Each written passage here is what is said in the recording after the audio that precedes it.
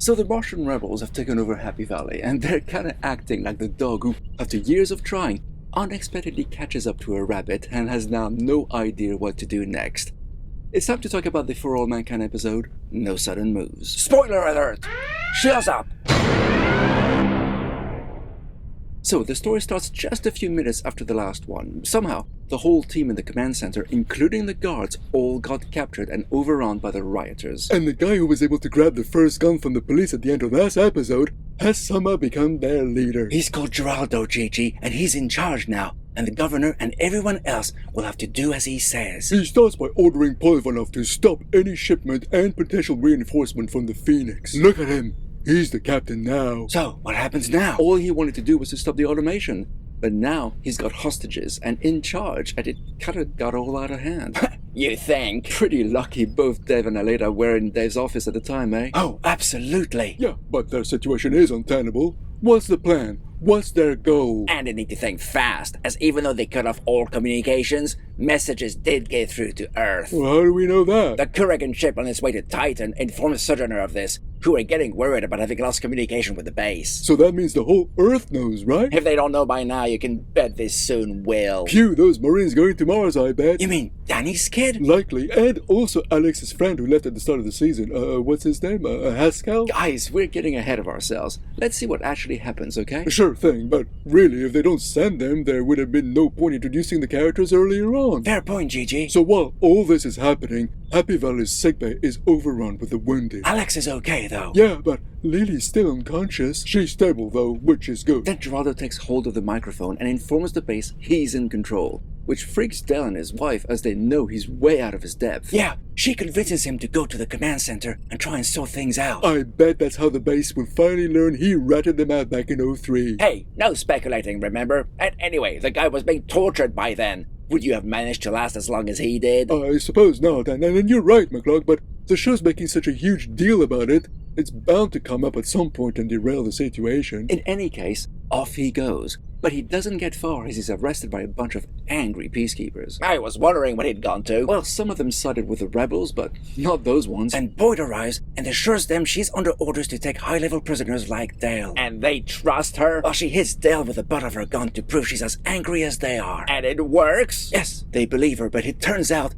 she's friends with Dale. Such good friends, in fact, that she frees him. Hang on, was it ever established that she was such good friends with him before? Well, if I remember correctly, she ate at Ilya's restaurant, I believe, but then again, who doesn't? So, this friendship kinda came out of the blue then? Completely, but I'm sure there won't be any more surprises like that. In any case, he convinces her to come with him and try and sort things out at the command center. And they need a calming influence because, things aren't good there. Yeah.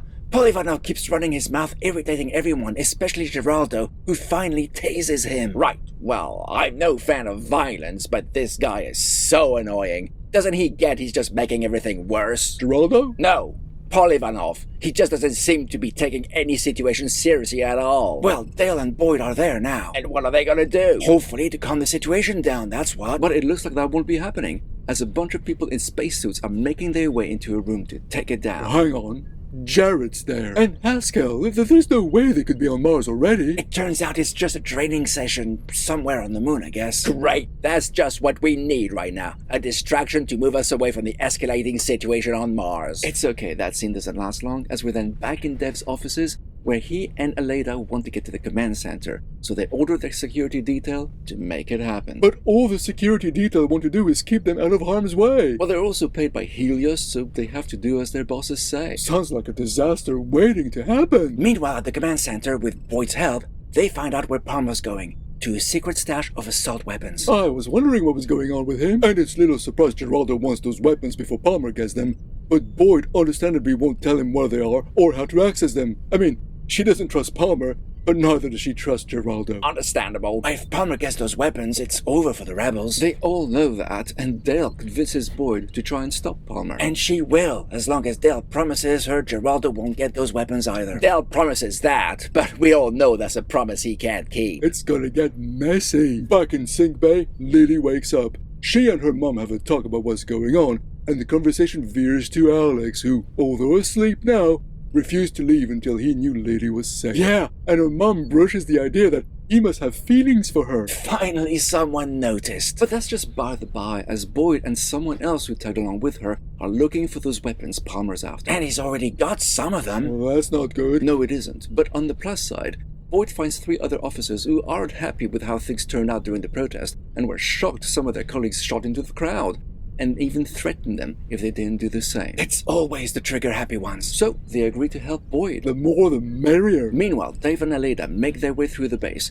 Dave wants to go to sickbay to find Alex, while Aleda wants to go to the command center. Well, you'd think they would have settled on a plan before leaving the office. What's Dave's obsession with Alex anyway? He's not crucial to what's going on. Heck, he had nothing to do with it. Well, aside from leaking the automation information. Yeah, of course, but he isn't part of the revolt, is he? So why is Dave's obsessed with him? He knows he's in sickbay, he knows he's safe there. So what's the deal? That motivation remains in his head, McCluck.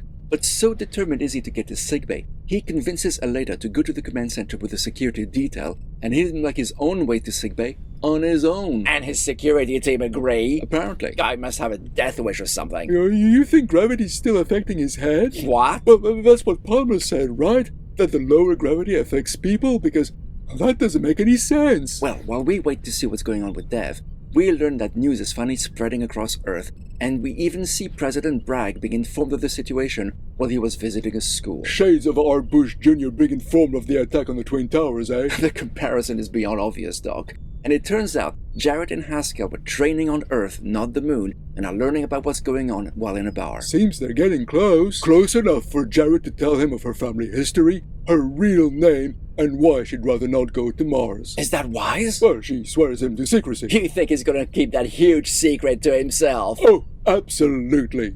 For an episode or 2. Actually, come to think of it, there's too much emotional baggage for both of these characters. One whose dad died on Mars, and the other has friends and family there. Yet, they're the only Marines we're focusing on, which means they'll definitely go to Mars, and they're probably the only 2 who should not go to Mars under any circumstances. Realism sucks anyway. You took the words right out of my beak. Which leads us back to Aleda, who reached the command center with her security detail, and she convinces the guards outside to let her in so she can communicate with Sojourner. Yeah, only her, not her security team. Which she agrees to. So, what exactly was the point of her having security? I mean, Dave went to sickbay without it, and now she just tells them to leave, which they do. No idea.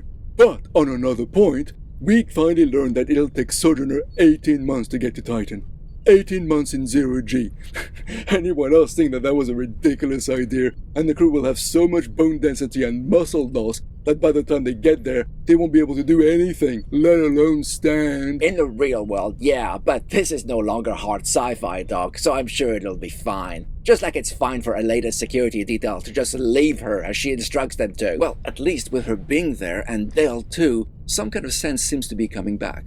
Dale agrees to help her establish communication with Sojourner, as well as to get the rest of the staff free to do their duty and keep monitoring the base's operations. Well, yeah, you don't want fusion reactors to remain unsupervised for too long. Except for Polivanov, the dude remains tied up. Probably for the best. What's not for the best is Dev heading to medbay on his own. Yeah, well, he encounters a bunch of really angry people who obviously recognize him as the architect of the automation plant and, beat the shit out of him. I'm sorry, but am I supposed to be feeling bad for him? I mean, he was part of the automation plan, right? Even if that plan went totally against his motivation for the last couple of seasons. Gravity totally messed with his head. That's the only explanation. We'll leave him here now, getting what he deserves, and check in on Boyd, who got to one of the untouched weapons stash. Where she bumps into Fred, and I was expecting some kind of confrontation, but no.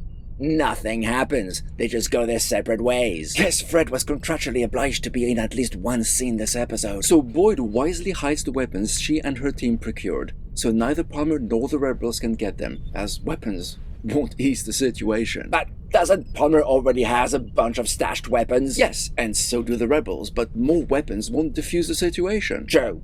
Very true. That's the thing. They need to find some leverage, and Dale may have come up with an idea. Stop the shipments of iridium from the asteroid until Earth agrees to their demands. But how are they going to do that? By getting Polivanov to read out a statement.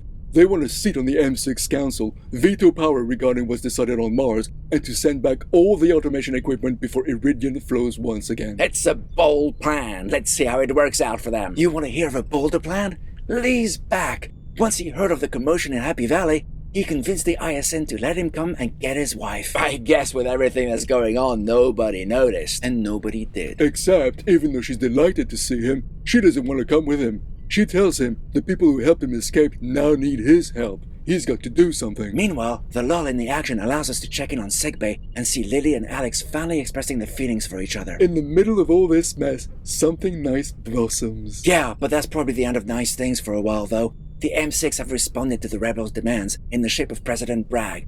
Earth will not negotiate. All shipment of all supplies from Earth are stopped until the rebellion is crushed. There are 5,000 people living on Mars, most of whom have nothing to do with this. That's not gonna help them make friends and influence people. And as the episode ends, we catch up with Dev. He's still alive! Not only that, but he got back to his offices where a later security detail were waiting for something. Hang on. So, somehow, Dev managed to get away from his attackers who were beating the shit out of him, and the Helios security were just waiting in the office after Aleda sent them away? Like, they really left her? Like it wasn't a bluff? And they didn't go to check if Dev had made it to sickbay? Well, apparently not. What a shitload of use they are. And how did Dev manage to get away? I think it's thanks to some off-screen plot armor. I can see how ending with him with a bit of blood on his face is supposed to be a tense moment. But there are just way too many questions to make it make sense. So, on the surface, it looks like an okay episode. These are the consequences of the protest going out of control last episode, with the police going medieval on the then peaceful yet rightfully angry protesters. It shows you should never escalate the situation like that. More than less, you want things to go out of control. Palmer's such an asshole, really. Speaking of, Palmer's goal is to grab as many weapons as he can, right? That's what Boyd figures out, yes. So he's got a head start on this. We see he already has a bunch of them since Boyd keeps finding empty stashes. So how's her finding the remaining few going to alleviate the situation? Well, I'm not too sure, to be honest, and it's not clear how he missed the weapons Boyd got considering how much of a head start he had. I guess it gave Boyd something to do. Speaking of Boyd, her allegiance with Dale and the others doesn't really work for me. I mean, was she really such good friends with Dale and his family before all hell broke loose? You want to go back through the previous episodes to find out? No, not particularly, no. But I seem to remember that she was more of a loner than anything else. Heck, the only one who came to visit her after she got attacked was Fred, and he turned out to be the one to have attacked her in the first place. Well, Dev had a massive personality transplant with him being in favor of automation all of a sudden.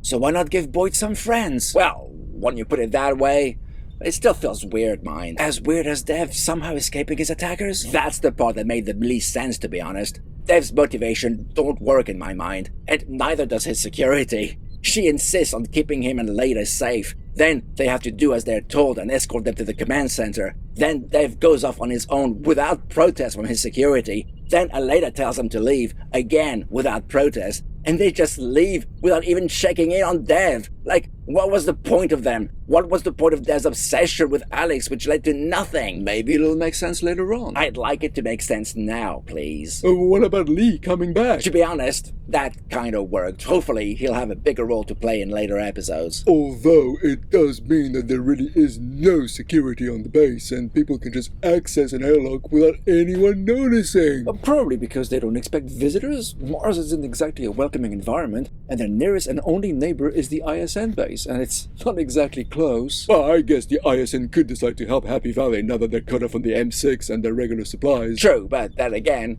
we're just speculating. So this episode is kind of a lull between action set pieces. We had a riot, Geraldo and his people took over the command center, and now we wait as they're trying to figure out what to do.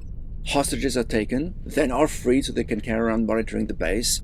Earth won't negotiate, but we all know they'll be sending Marines to Mars since we've had a couple of scenes with the two Marines we know of, Jarrett and Haskell. Although, that means the situation will remain the same on Mars for at least a month since that's how long it'll take for the Marines to get there. Yeah, well, I'm sure Palmer won't be doing nothing for all that time. I did appreciate the fact that the rebels feel lost having unexpectedly succeeded in controlling the base. Sometimes, spur-of-the-moment things can have benefits. And how they're now unsure how to proceed. The only issue here is this is not a self-contained episode, so it feels unsatisfied. Especially when people still do stupid things, like Polyvanov running his mouth and not really taking the situation seriously, or Dev's obsession with Alex and his miraculous off-screen escape. What's that about? You're really attached to that one, eh? Mostly because it's who we end the episode on. He's pissed, but mostly unharmed, barely injured after all the kicking he got, if you ask me. It just leaves us with so many questions, and I bet they'll never be answered. So yeah, fewer stupid things happen, but that will obviously depend on what happens next. So just like the characters, we're left in suspense, and I'm not too sure yet if that's a good or bad thing. So that's pretty much all we have to say for this one. Let us know what you think in the comments, and I'll give you the response you deserve.